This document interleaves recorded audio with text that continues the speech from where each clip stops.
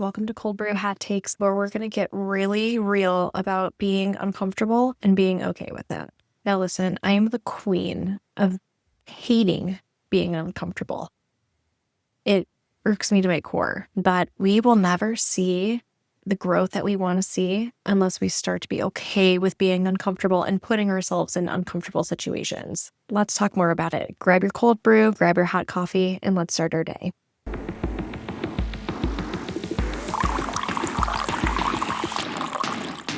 Hi guys, welcome to Cold Brew Hot Takes. Thank you so much for listening and thank you for coming along for the ride. I'm hoping that we can eventually get to doing more episodes and having more frequency of them. I'm not going anywhere, but I definitely would love to do this on a more frequent basis. So thanks for hanging out with us and hanging out with me each morning or whenever it is that you listen, just to kind of start your day and get your daily dose of motivation. And hopefully you have been having a better day today or any day you listen than you did the day before. So thanks again for being here. So today's topic comes from a place where I've felt deeply for a very long time because I have never, ever been somebody who wants to put herself in a situation. I'm just not that person. I'm not much of a risk taker. I'm not much of a, conflict connoisseur, if you will. I don't like being uncomfortable, particularly at work. I hate it.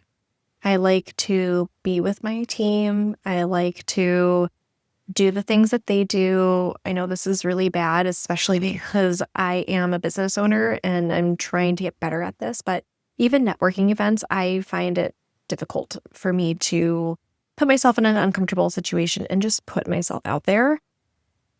It's just not my favorite thing to do.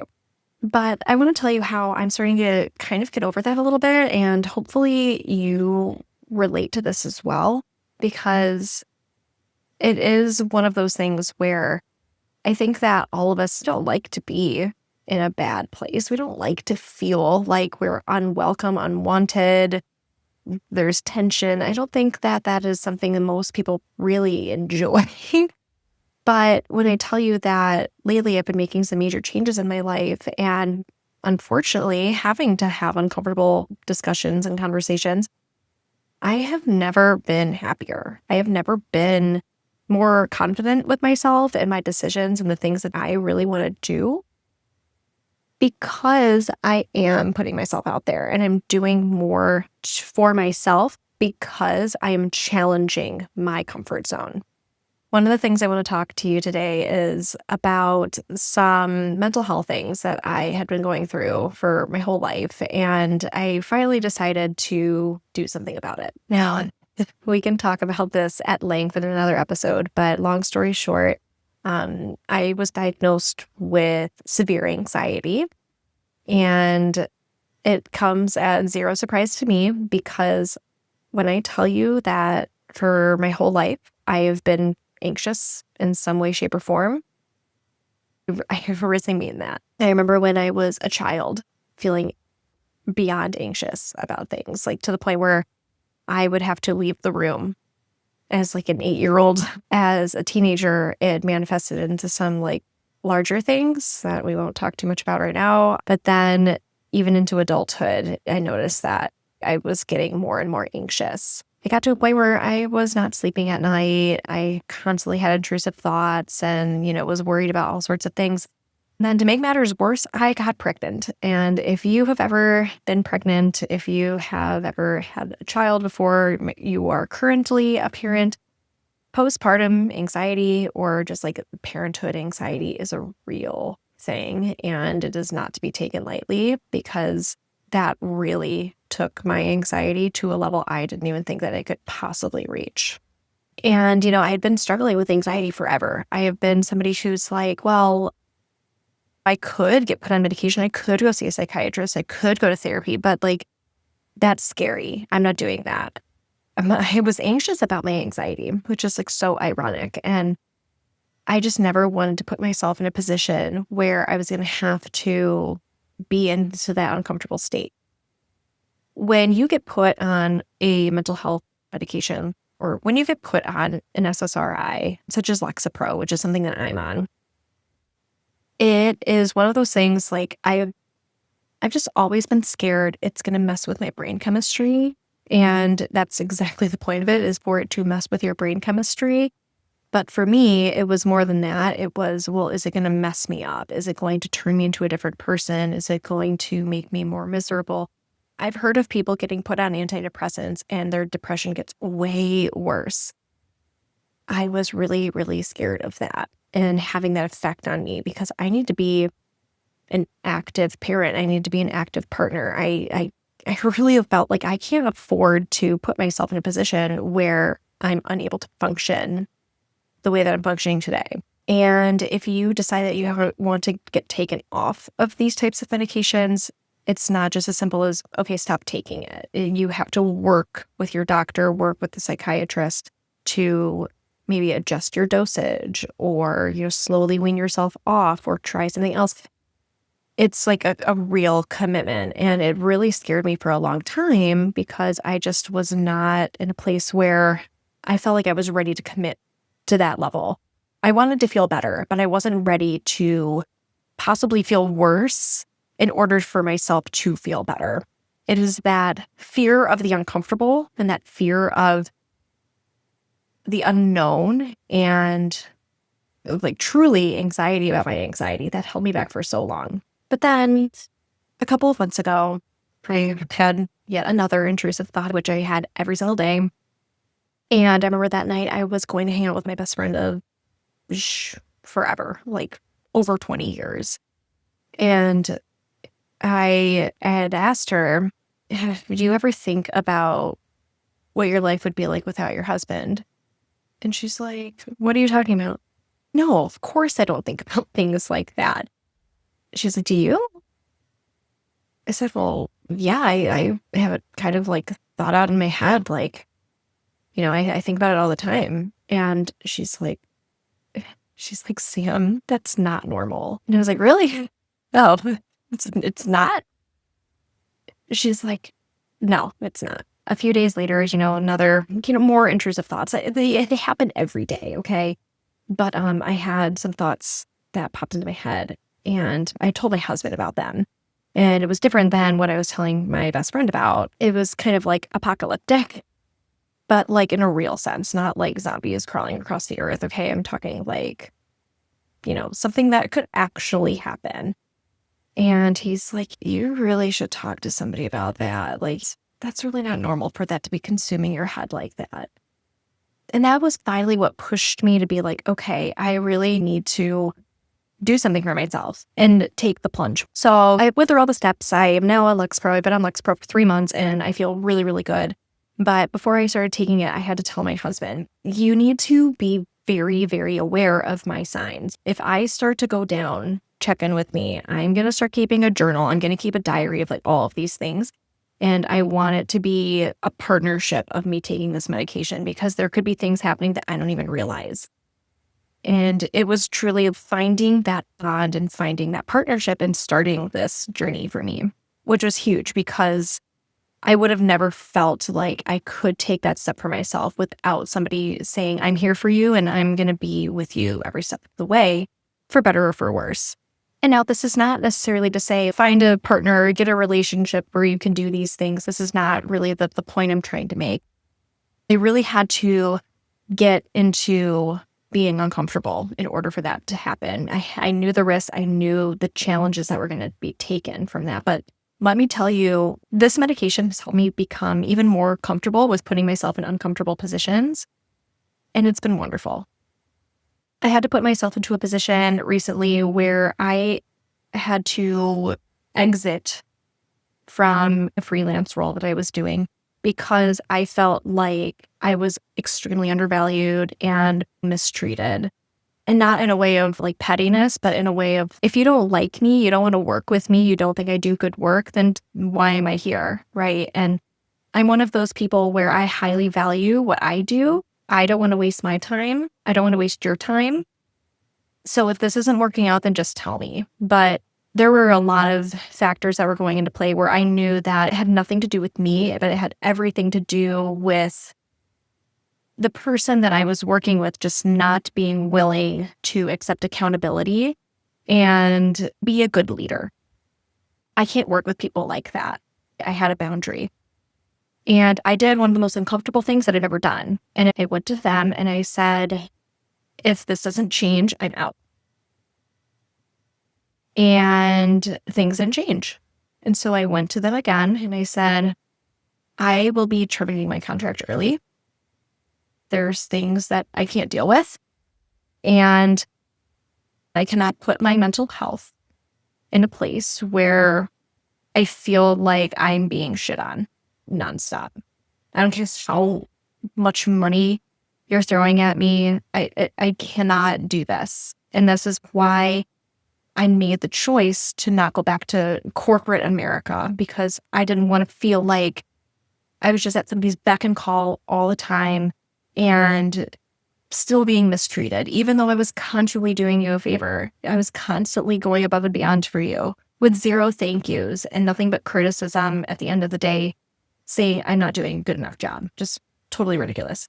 But I was making good money off of that. And it was a scary place to put myself in. But ultimately, it felt so good to hold that line. And I think that I garnered a lot more respect for myself and then from those around me. And it made me feel so much better. Even in my relationship, and my husband and I have wonderful communication, but I will be the first one to admit that I don't do a really good job sometimes of telling him how I feel. And it's definitely past trauma. It's definitely past relationships that have kind of like burdened me with this. I try to say I pick my battles, which I do think is necessary in any relationship, in any marriage. But for me, even if something festers for a long time, I think, well, let's not bother with it. Let's not pick a fight over something like this. But ultimately, that does neither of us any favors, because then I'm not being honest. Then I get upset when things continue to happen and I don't vocalize it.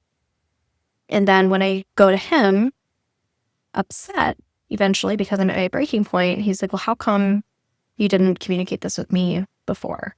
How come this has been going on for months and months and months? Now, this is now the first time I'm hearing about it. And I have now found myself in a position where I feel more comfortable telling him how I feel about these things, which I know that might seem so silly, but I feel like, wow, it's just making myself like feel so much better. The other day, it was just like so silly, but I have a lot going on for myself. But I find myself also with a lot of free time. I borderline like to think of myself as like part-time business owner, part-time stay-at-home mom, part-time freelancer, part-time podcast host, like all of the things. But I keep myself very, very busy, but I still know that my husband's working a 9 to 5. I want to make sure that I'm at least taking care of the house. Okay. And I have been very, very diligent about trying to keep the house as clean as possible throughout the week, not just on Saturdays. And he said something the other day, like, it's a wreck in here, like something like that. And it really hit me in my feels, because I was like, dude, I need to like cleaning this house all the time and feels like I'm going unnoticed. And so later on that night, because again, I'm getting comfortable with being uncomfortable, I went to him and I said, hey, I'm not mad, but I want to just vocalize something to you because I'm trying to be a better communicator. But like, have you noticed that I am really trying to keep the house a lot cleaner? I'm really trying to make sure that the floors are swept. I'm vacuuming regularly. I'm mopping. I'm tidying up. I'm doing the laundry. I'm cooking all the meals, cleaning, like doing all this stuff. Like, have you noticed that? And he's like, yeah, of course I've noticed that. I'm like, okay, well, your comment earlier kind of upset me because it made me feel like you haven't noticed that. But I've really been working hard to make sure that I'm contributing in that way because I have the availability now to do that. And he was like, oh my gosh, I'm so sorry. I did not mean to upset you. I really appreciate it. It's just this like clutter that has been happening on our kitchen counter forever and ever and ever just bothered me. And that's all. But like, I know that you're doing more. And it was the end of that. But like, I was so scared in the past to tell him things like that because I was afraid it was just going to blow up into a fight or like blow up into not a good situation. So what is the hot take? What is the point of me telling you all of this? Well, first of all, if you need mental health support, please do that. I'm not a doctor. I'm not here to sell you anything. I'm just telling you that has been a huge impact on me in being comfortable with being uncomfortable because I have gotten some mental health support. So do what you find is best for you in that area if you find that you need it. But what I am telling you is because I have been practicing doing some things that are uncomfortable, I am getting more comfortable in doing that. And in doing so, I am more confident in myself. I feel like I can actually stand up for myself. I feel like I am more fearless when it comes to conflict and being able to hold my own. And I feel like I have a little bit more of a voice. And at first, it's really scary. Like hands shaking, constantly consuming me at night because I'm afraid of what the following day is going to come because I'm going to have an uncomfortable conversation. But when I tell you, because I planted one seed and that seed has been growing, it's been so much easier for me to be an advocate for myself because I am getting more comfortable having uncomfortable situations. And you might be thinking to yourself right now, well, that's you, but you don't understand my situation. You don't understand my boss. You don't understand my partner. You don't understand the things that I am going through. But let me tell you, and I'll say this time and time again, you are in control of you. And you are in control of the things that you say, you feel, and the way that you react. And you're never going to be able to push through some of that stuff unless you start actually taking those steps to get there. Being uncomfortable sucks. I don't like it. I'm not saying that I'm out there looking for conflict and looking for ways to be uncomfortable because I'm most certainly not. I don't like it still, but I find that as I've been practicing it, it's getting easier. And I know that it's scary. And I know that we're feeling very lose yourself right now, like palms are sweaty, knees weak, all that, right? Hey, I'm from Detroit. You knew that was eventually coming, right? But seriously, think of what is happening in your life right now. Think about what is making you feel uncomfortable and what you can do about it, because you can do something about it, you know. You know that you have the power. You know that you have it inside of you. I know that you have it inside of you. But now is the time to start thinking about, what can I do to make today better than yesterday? It might be putting yourself in an uncomfortable situation in order to get what you want, or in order just to face the fears of what is unknown. I know you can do this, and I know that you've got it in you. You just have to believe in yourself, and you have to embrace being uncomfortable in order to get to those next steps and find what you are looking for. But that is all that I have for you guys today. Thanks so much again for joining me. Please follow, subscribe, share this podcast with your friends. Make sure that you're going on socials and you're finding our content there. And we'll see you next time on the next episode. Go get yourself a refill.